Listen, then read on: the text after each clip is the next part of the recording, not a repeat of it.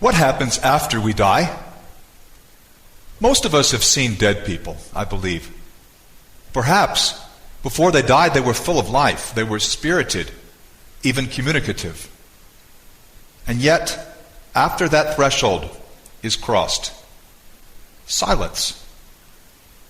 The body is a sort of ghost town. The structures are still there, but no one's around.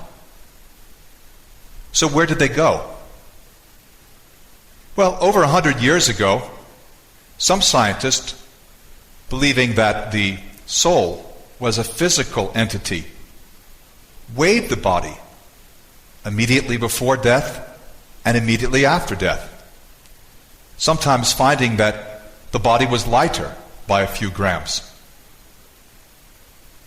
And of course, some interpreted this as the soul. It had left the body. It had gone up to heaven.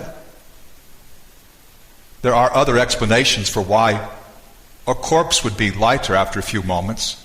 Loss of fluids, evaporation. Of course, it could just be an error in the scales. We don't believe that the soul is physical. Well then, what are we, really, deep inside? And after death, do we go somewhere? In this Last Things section of the podcast series, we considered first the exact time of the end of the world, and then the rapture and tribulation. And now, in this third lesson, we'll move from the end of the world to, for at least most of us, the end of our lives. The question, what happens immediately after we die? We read in the Gospel of Luke, as Jesus was on the cross, Luke 23, 39 to 43, then one of the criminals hanging there began to yell insults at him. "Aren't you the Messiah? Save yourself and us." But the other answered, rebuking him, "Don't you even fear God, since you are undergoing the same punishment?" We are punished justly, because we're getting back what we deserve for the things we did. But this man has done nothing wrong. Then he said, "Jesus, remember me when you come into your kingdom." And he said to him, "I assure you, today you will be with me in paradise."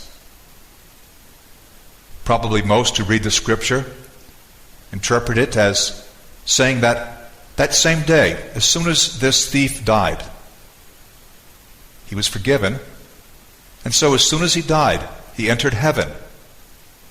That Jesus went to heaven, and that this man went to heaven. Well, if that's true, how do we explain John 20, verses 16 and 17? This takes place very soon after the resurrection. Mary Magdalene does not recognize Jesus. He speaks to her. John 20, verse 16. Jesus said, "Mary." Turning around, she said to him in Hebrew, "Rabboni," which means teacher. "Don't cling to me," Jesus told her, "for I have not yet ascended to the Father. But go to my brothers and tell them that I am ascending to my Father and your Father, to my God and your God."